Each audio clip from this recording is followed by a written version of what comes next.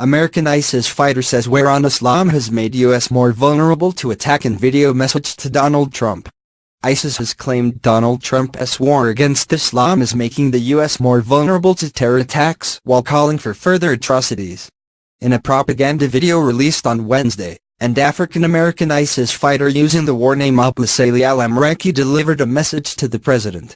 "You entered into the White House on the back of your crusader rhetoric, which the fake media has pressured you to tone down," he said.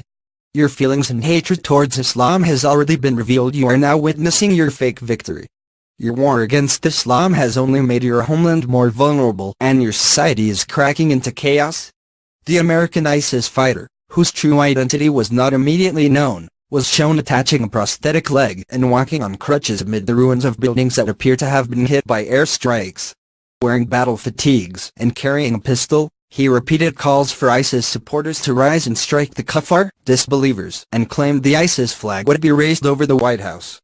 The propaganda message suggested that rising Islamophobia and terror attacks in the U.S. could help drive supporters to ISIS's cause, with the fighter saying, "Take advantage of the fact you can easily obtain a rifle or a pistol in America and spray the kuffar with bullets so that their fear of Muslims rises, and they continue to reveal their hatred towards Islam for the Ummah community to rise."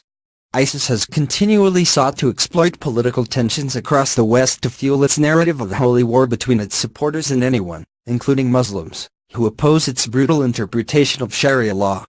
The group's message to Mr. Trump came as activists told the independent American Muslims were more vulnerable to Islamophobia under Mr. Trump's presidency than in the wake of the 9/11 attacks. "It's not just Americans Muslims who feel anxious," said Ibrahim Hooper, a founder of the Council on American-Islamic Relations. "We have seen white supremacists emboldened under Trump. Experts have warned of the danger of reciprocal radicalization, where Islamists and far-right extremists feed off each other to boost their own popularity." The president has been heavily criticized for what critics labeled a Muslim ban on travel from selected countries, as well as his wider remarks on Islam, an alleged failure to confront white supremacism. ISIS's latest video, released via its main propaganda channels, incorporated footage of the aftermath of terror attacks including those in Las Vegas and Orlando, which were both claimed by the group. ISIS also claimed responsibility for a vehicle attack that killed 8 people in Manhattan on Halloween, but remained silent over a failed suicide bombing in New York's subway system earlier this month.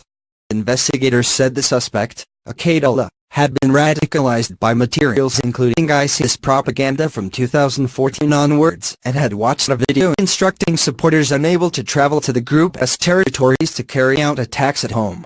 Shortly before the blast on the 11th of December, he posted a statement on Facebook reading, "Trump, you failed to protect your nation," as well as a declaration that the attack was carried out in the name of ISIS.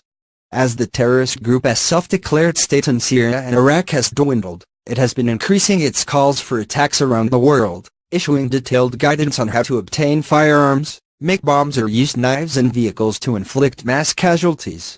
Another propaganda video released by ISIS's affiliate in Somalia on Christmas Day incited attacks on New Year's Eve celebrations, Christmas markets, bars and the Pope. It also featured an English-speaking ISIS militant, who called on the brothers who live among the kuffar to commit atrocities until the group's black banner rises from Washington to Moscow, from Europe to China. British security services have warned that the risk of ISIS-inspired terror attacks continues to grow and evolve despite the group's huge territorial losses, with a battle of ideas far from won. Military officials say the group's remaining fighters are regrouping in the desert border between Syria and Iraq, parts of Afghanistan, Egypt and Libya.